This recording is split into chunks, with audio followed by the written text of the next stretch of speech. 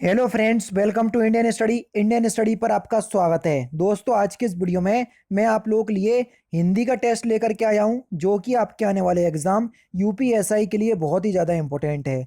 Video को and तक जरूर देखिएगा, क्योंकि लास्ट में मैं आपसे क्वेश्चन भी पूछूंगा और उसका आंसर आपको कमेंट बॉक्स में बताना होगा। साथ ही साथ इस वीडियो की पीडीएफ डिस्क्रिप्शन में टेलीग्राम चैनल का लिंक दिया हुआ है, वहां से आप प्राप्त भी कर सकते हैं। पहला क्वेश्चन आपके सामने, लिपि चिन्हों के क्रमबद्ध समूह को क्या कहते हैं? जल्दी बताइए सर। लिपि चिन्हों के क्रमबद्ध समूह को क्या कहते हैं? तो आपका सही आंसर हो जाएगा ऑप्शन नंबर डी, वर्णमाला कहते हैं। जी हाँ दोस्तों, वर्णों के सुव्यवस्थित समूह या लिपि चिन्हों के क्रमबद्ध समूह को ही हम क्या कहते हैं? वर्णमाला कहते हैं। वर्णमाला मैंने आपको पढ़ाई है, सारे क्वेश्चंस आपके इस टॉपिक से होना चाहिए। ऐसी कौन सी दो मात्राएं हैं जिनका प्रयोग तो किया जाता है, किंतु उनका समावेश स्वर में नहीं किया जाता? देखो कितना बेहतरीन क्वेश्चंस है, और ये क्वेश्चंस मैंने वर्णमाला वाली वीडियो में मतलब समझाया हुआ है आपको। तो आपका सही आंसर क्या हो जाएगा? अंग की बिंदी, जिसको हम अनुस्वर कहते हैं, और आहा खाली, जिसको हम विसर्ग कहते हैं। इनका प्रयोग तो किया जाता है मात्राओं के रूप में, लेकिन इनका समावेश स्वर में नहीं करते हैं हम। दूसरा ऑप्शन बिल्कुल करेक्ट। संस्कृत से हिंदी में प्रयुक्त मूल शब्द से वर्तमान स्थायी तद्भव रूप तक पहुंचने के मध्य में संस्कृत के अशुद्ध या टूटे फूटे स्वरूप में प्रयुक्त होने वाले शब्द क्या कहलाते हैं? तो उन शब्दों को, जो टूटे फूटे शब्द होते हैं, उनको हम अर्ध तत्सम शब्द बोलते हैं। क्या बोलते हैं? अर्ध तत्सम शब्द। चौथा ऑप्शन बिल्कुल करेक्ट। शब्द प्रकार के आधार पर मनुष्यता शब्दों का कौन सा भेद है? जल्दी बताओ। देखो मैंने आपको बताया, एंड में आपको ता मिल जाए, पा मिल जाए, हट दिख जाए, आहट दिख जाए, तो दिख जाए, तो आप आंख बंद करके भाववाचक संज्ञा लगा देना। तो यहां पर आपका तीसरा ऑप्शन बिल्कुल करेक्ट होगा। ये क्वेश्चंस भी मैंने आपको करवाया हुआ है संज्ञा वाले चैप्टर में। नेक्स्ट क्वेश्चन स्टार्ट करने से पहले मैं आपको बता दूं, दोस्तों मैं अनअकैडमी पर डेली बेसिस पर बिल्कुल फ्री स्पेशल क्लास लेता हूं, रोज सुबह 11 बजे। अगर आप मेरे से हिंदी पढ़ना चाहते हैं और हिंदी को बिल्कुल टॉपिक वाइज कंप्लीट करना चाहते हैं, तो मेरे कहने से एक बार क्लास में आइए। बहुत अच्छे तरीके से पूरी हिंदी में आपको कंप्लीट करवा रहा हूं। अगर आपने पूरी हिंदी हिंदी मेरे से कंप्लीट कर ली, तो आप ये मानिए यूपीएसआई में आप 100 में से 80 प्लस नंबर आराम से ला सकते हैं। एक बार आकर के क्लास लेकर के देख लीजिए किस प्रकार का क्वालिटी कंटेंट मैं आपको प्रोवाइड करवा रहा हूँ। उसके बाद जैसा आपको ठीक लगे आगे क्लास कंटिन्यू कीजिएगा, वरना डिसलाइक करके चले जाइएगा, मुझे कोई भी आपत्ति नहीं होगी। और दोस्तों, अगर आप अनअकैडमी के प्लस प्लेटफॉर्म पर पढ़ना चाहते हैं, यूपीएसआई का कोर्स अनअकैडमी 8 अप्रैल से स्टार्ट कर चुका है, जिसमें अलग अलग सब्जेक्ट आपको अलग अलग टीचरों के द्वारा पढ़ाए जाएंगे, जैसा कि आपको स्क्रीन पे दिख रहा होगा। अगर आप प्लस सब्सक्रिप्शन में परचेस करना चाहते हैं यूपीएसआई के कोर्स को, तो मैं डिस्क्रिप्शन में लिंक प्रोवाइड करवा दे रहा हूं, तो वहां से आप इस कोर्स को परचेस कर सकते हैं। रेफरल कोड की जगह अपने चैनल का नाम इंडियन स्टडी अप्लाई कीजिएगा, तो आपको इंस्टेंट 10% का डिस्काउंट भी प्राप्त हो जाएगा। अब देख लेते हैं नेक्स्ट क्वेश्चन। क्वेश्चन नंबर 8 है, इंद्रियों को जीत लिया हो जिसने, वाक्यांशों के लिए एक शब्द क्या होगा? तो उसको हम क्या बोलेंगे? उसको बोलेंगे हम जितेंद्रिय। तीसरा ऑप्शन करेक्ट। से एक विभक्ति चिन्ह है, इसका प्रयोग हम अलगाव के लिए करते हैं, अलगाव के रूप में हो रहा है, तो किस विभक्ति का बोधक चिन्ह होगा?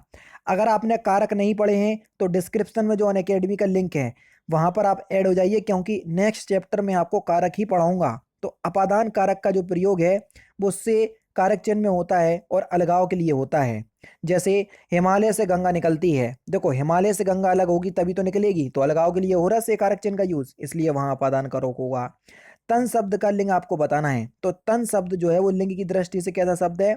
तो सही आंसर हो जाएगा आपका पुरलिंग। उत्तम पुरुष सर्वनाम के किस भेद का एक प्रकार है? जल्दी बताओ। उत्तम पुरुष, देखो आपने पढ़ा होगा सर्वनाम 6 प्रकार का होता है, जिसमें पहला होता है आपका पुरुषवाचक सर्वनाम। पुरुषवाचक सर्वनाम आपके 3 प्रकार के होते हैं, जिसमें होता है पहला आपका उत्तम पुरुष, दूसरा मध्यम पुरुष, तीसरा अन्य पुरुष। तो उत्तम पुरुष सर्वनाम पुरुषवाचक सर्वनाम का भेद है, दूसरा ऑप्शन करेक्ट। कंचन एक कृषांगनी उक्ति है, तो इस वाक्य में कौन सी अशुद्धि है? जल्दी बताइए, इस वाक्य में कौन सी अशुद्धि है? तो शब्द चयन संबंधी अशुद्धि है, पहला ही ऑप्शन यहाँ पर आपका बिल्कुल क्या होगा सर? करेक्ट होगा। निम्नलिखित में से कौन सा अनौपचारिक पत्र का उदाहरण है? जल्दी बताओ। क्वेश्चन नंबर 13, अनौपचारिक पत्र का उदाहरण कौन सा है? बहन के विवाह में शामिल होने के लिए मित्र को लिखा गया पत्र। दूसरा ऑप्शन बिल्कुल करेक्ट। हिंदी भाषा में ह्रस्व स्वरों की संख्या कितनी है, जल्दी बताओ। हिंदी भाषा में ह्रस्व स्वरों की संख्या कितनी है? तो आपका जो सही आंसर हो जाएगा वह क्या हो जाएगा? Option number B 4। ह्रस्व स्वर को ही हम मूल स्वर कहते हैं और इसको ही हम लघु स्वर कहते हैं। कौन कौन से होते हैं? छोटा आ, छोटी ई, छोटा ऊ और रे से ऋषि, इन सभी को ही हम ह्रस्व स्वर कहते हैं। सब कुछ पढ़ाया हुआ है, अगर आपने पढ़ा है तो आराम से ये क्वेश्चंस कर पा रहे होगे। नेक्स्ट क्वेश्चंस आपके सामने। क्वेश्चन नंबर 15 है, जिन समासिक शब्दों में पहला पद संख्या को व्यक्त करने वाला विशेषण होता है वे शब्द कौन से कहलाते हैं? तो उन शब्दों को हम द्विगु समास कहते हैं। समास वाला टॉपिक मैंने यूपी पुलिस कांस्टेबल के समय पढ़ाया था, लेकिन इस बार और एडवांस लेवल का पढ़ाऊंगा। सुहावना, लिखाई व छलिया में निहित प्रत्यय के लिए सही विकल्प का चयन कीजिए। इसमें कौन सा प्रत्यय है इन तीनों वर्ड में? और प्रत्यय किसी भी शब्द के पीछे लगाए जाते हैं। सुहाना में आवना प्रत्यय है, लिखाई में आई प्रत्यय है और छलिया में या प्रत्यय है। तो यहाँ पर चौथा ऑप्शन करेक्ट। निम्नलिखित में से कौन सा शब्द जो है वो तत्सम शब्द है, जल्दी बताइए। तत्सम शब्द आपको बताना है। अमूल्य, अमूल्य शब्द जो है वो एक तत्सम शब्द है।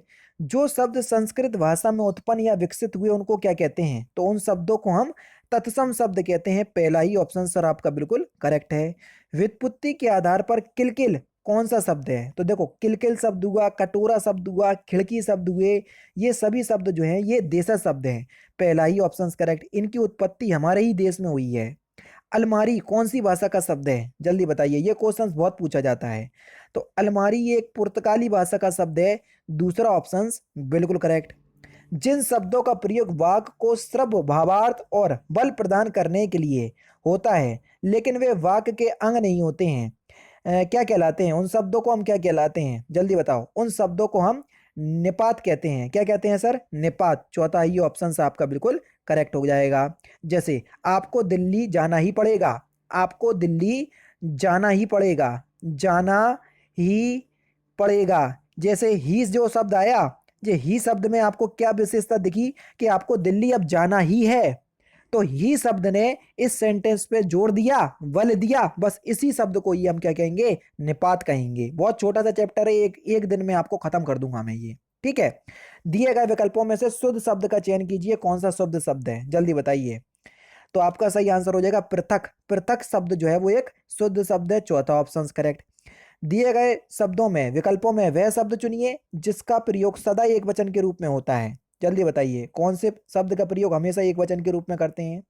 प्रत्येक, प्रत्येक शब्द का प्रयोग हमेशा एक वचन के रूप में करते हैं सर। चौथा ऑप्शन बिल्कुल करेक्ट।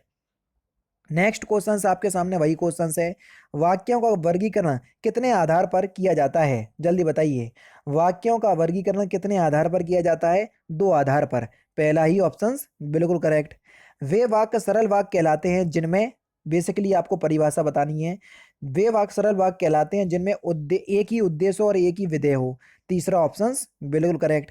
प्रत्येक वर्ग का दूसरा और चौथा वर्ण क्या कहलाता है? जैसे मैंने आपको लिख दिया का वर्ग। का वर्ग में आते हैं का, खा, गा, घा, ड़ा। जैसे का वर्ग का दूसरा और चौथा, सॉरी चौथा होगा आपका घा, ये वाला होगा, ठीक है। तो दूसरा और चौथे को क्या कहेंगे? देखो, पहला होता है अल्पप्राण, दूसरा महाप्राण, तीसरा अल्पप्राण और चौथा महाप्राण। अब देखो, यहाँ महाप्राण आया, यहाँ महाप्राण आया, यानी कि दूसरा और चौथा क्या होगा? महाप्राण व्यंजन होगा। पहला ऑप्शन करेक्ट।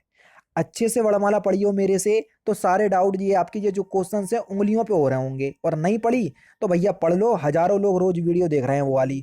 उच्चारण की दृष्टि से संबल ध्वनि का कौन सा वर्गीकरण है, जल्दी बताओ। कौन सा वर्गीकरण है? तो आपका सही आंसर हो जाएगा संप्रक्त ध्वनि। पहला ऑप्शन बिल्कुल करेक्ट। विभक्त प्लस जाल, जो विपत जाल में कौन सी संधि होगी, जल्दी बताइए। कौन सी संधि होगी? आपका ता व्यंजन आ गया, तो यहाँ पर आपकी व्यंजन संधि होगी सर। दूसरा ऑप्शन करेक्ट। दुरात्मा में कौन सा उपसर्ग है? उपसर्ग किसी भी शब्द के आगे लगाए जाते हैं। दुरात्मा में कौन सा उपसर्ग है? तो आपका सही आंसर हो जाएगा दुरुपसर्ग। तीसरा ऑप्शन करेक्ट। हलन लगा होगा, ध्यान रखना, पहला ऑप्शन ना ठोक देना। निम्नलिखित में से किस वाक्य में परिमाणवाचक क्रिया विशेषण है, जल्दी बताओ। परिमाणवाचक क्रिया विशेषण में मैंने आपको बताया था, परिमाण यानी कि जिससे मात्रा का बोध हो। इस बार बारिश में बहुत ओले पड़े। बहुत शब्द, कम शब्द, ये सभी आपको परिमाणवाचक क्रिया विशेषण में देखने को मिलेंगे। बेसिकली परिमाणवाचक क्रिया विशेषण भी 5 प्रकार का होता है, समझ रहे हैं? न्यूनतावादक, अधिकतावादक, तुलनावाचक, पर्याप्तिवाचक और श्रेणीवाचक। अगर आपने क्रिया विशेषण पढ़ा है तो ये क्वेश्चंस आपके चुटकियों में हो रहे होंगे। मनोभावों को प्रकट करने वाले वे अभिकारी शब्द जिनका वाक्य में कोई संबंध नहीं रहता है क्या कहलाते हैं, उनको हम क्या कहते हैं? तो आपका सही आंसर हो जाएगा विस्मयादिबोधक अभय। अगर आपने अभय चैप्टर नहीं पढ़ा है तो अनअकैडमी पे अभी यही चैप्टर चल रहा है। अगर आप डिस्क्रिप्शन में दिए गए लिंक से आगे वाली क्लास को देखना चाहेंगे तो यही वाला चैप्टर मैं आपको पढ़ाऊंगा, विस्मयादिबोधक अभय। तो अगर आपको ने अभय जानते हैं, नहीं पता है, तो आइए वहां पर बिल्कुल फ्री में अपना टॉपिक कंप्लीट कीजिए। वे भ्रष्टाचार के पिलवर विरोधी थे, वाक्य में सर्वनाम कौन सा है, जल्दी बताओ। वे शब्द जो है वो आपका सर्वनाम है, तो आपका यहाँ पर सही आंसर हो जाएगा पुरुषवाचक सर्वनाम। अब आप बोलोगे सर पुरुषवाचक सर्वनाम में कौन सा होगा? ये अन्य पुरुष में जाएगा। वे, ये, उन्हें, जिन्हें, ये सभी शब्द आपको अन्य पुरुष में जाते हैं। ठीक है। नलिनी, कैरब, चंद्रप्रिया किसके पर्यायवाची शब्द हैं? जल्दी बताइए किसके पर्यायवाची शब्द हैं? तो आपका सही आंसर हो जाएगा कुमुदनी के। ये किसके पर्यायवाची शब्द है? कुमुदनी के। यदा कदा का आपको सही अर्थ युग्म बताना है। यदा माने क्या होता है और कदा माने क्या होता है? यदा माने होता है जब और कदा माने होता है कब, यानी कि इस क्वेश्चंस का दूसरा तीसरा ऑप्शन बिल्कुल करेक्ट। नियत और नियत शब्द का सही अर्थ युग्म आपको बताना है। नियत और नियत, तो देखो नियत माने होता है आपका निश्चित और नियत माने होता है इरादा। तीसरा ऑप्शन करेक्ट। नेक्स्ट क्वेश्चन से आपका आलोचकों के अनुरूप हमें अपनी रचना में परिवर्तन करना होगा। इस वाक्य में किसी एक शब्द का संदर्भ और भाव की दृष्टि से उपयुक्त प्रयोग नहीं हुआ है, उस शब्द का चयन कीजिए।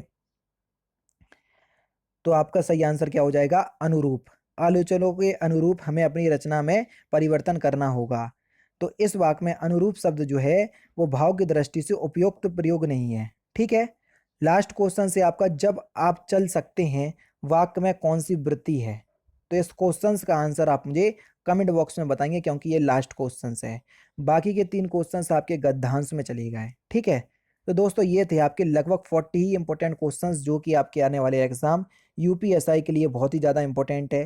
हिंदी का टेस्ट आपको कैसा लग रहा है तो आप मुझे कमेंट बॉक्स में ज़रूर से बताइएगा।